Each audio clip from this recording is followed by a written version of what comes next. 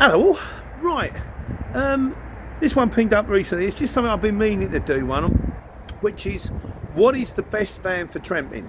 Now, as always, I'm not the oracle, this is just my opinion on things, but really, the best van for tramping is not a van at all. The best van for tramping is that one over there. That is a six-wheeler Arctic. Oh, but the best one for tramping is probably the American version of that one over there, because that one over there might be fitted with a bed, it might have bunk beds, it might have a microwave, it might have a fridge. If it was American, it might have a shower, so you could practically spend all day, every day. It might have a night heater. Night heaters are nice, although I have a tendency to keep leaving mine on.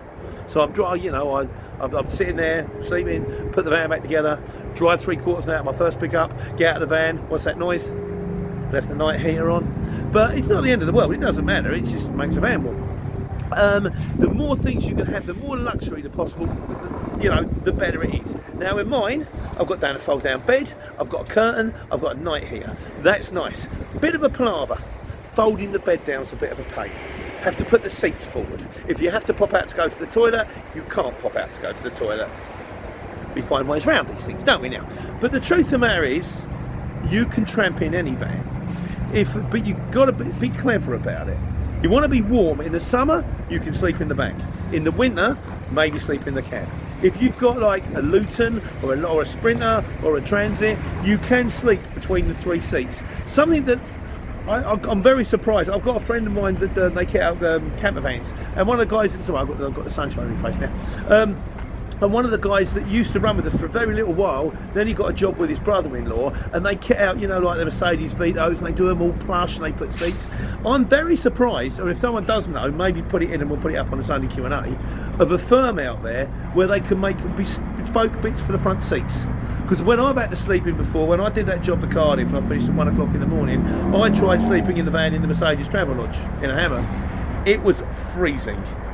And as someone said to me before, you'll never get warm in the back of a big van, because the only way you're ever going to do it, you have to pitch a tent. There's just too much space.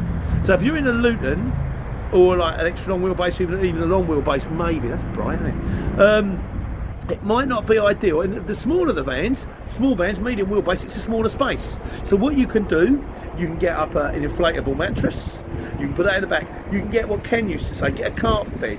These carpet beds are for people that they sleep in their bivouacs when they go night fishing, and apparently it expands, and it's got like a proper fold out mattress that goes down, and you can have ones with like 6 legs or 8 legs. You should get the one with the 8 legs, it's more stable. Also you can have like Calagas heaters. There's all sorts you can do. He used to sleep in the bed, he would go over to Asda's, he would get the meatballs, and he would do it on a little saucepan.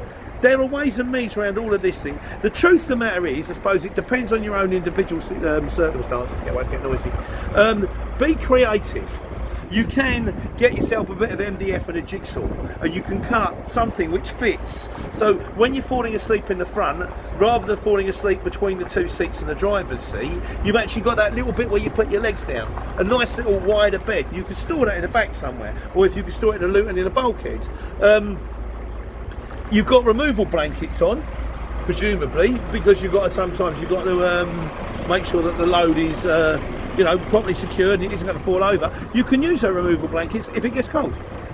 Sometimes things have more than one function. But the truth of the matter is, which is the best van for sleeping? The best van for sleeping is one that is built to sleep in. One of these. It's got a bed, it's got a heater, it's got a curtain, it's built for sleeping. But if yours isn't built for sleeping, you can make it built for sleeping. You can. In the summer you can maybe sleep in a hammock in the back. In the winter you can sleep in the cab. You can buy heaters, you can buy all sorts of things. Be constructive. Anyone can tramp. And also, you want to be as comfortable as possible. I mean, obviously, if the back is full of gear because you've got to drop off in the morning, you can't sleep in the back. But if the back is empty and it's a warm evening, there was one time, actually, now funny I come to think of this, where when I was working on the markets, this is going back a long way. We used to drive them LT35s with a big engine in the middle, and we were going to stay with friends for an overnight party. And the van, which was always full of stock because it's a market trader's van, for some reason was empty. I think it had to go for a service or MOT on a Monday and it needed to be unloaded. And I jokingly said to the wife, I said, we could throw a bed in the back of that. And she went, yeah. So we threw the bed and all the pullers and everything down, the quilt all downstairs, chucked it in the back of the LT, went its party in Reading. It was all like proper big knees up. And when it was all over, we went to sleep in the van. It was a warm evening, undid the side door a bit. What a fantastic night's sleep. Woke up in the morning and two of my mates by the back door, both looking at me like that. Oh, what's the matter? What's the matter with you two? One of them slept in the bath, one of them slept on the table, and they were just so envious. It was lovely. Great night's sleep. So you can tramp in anything.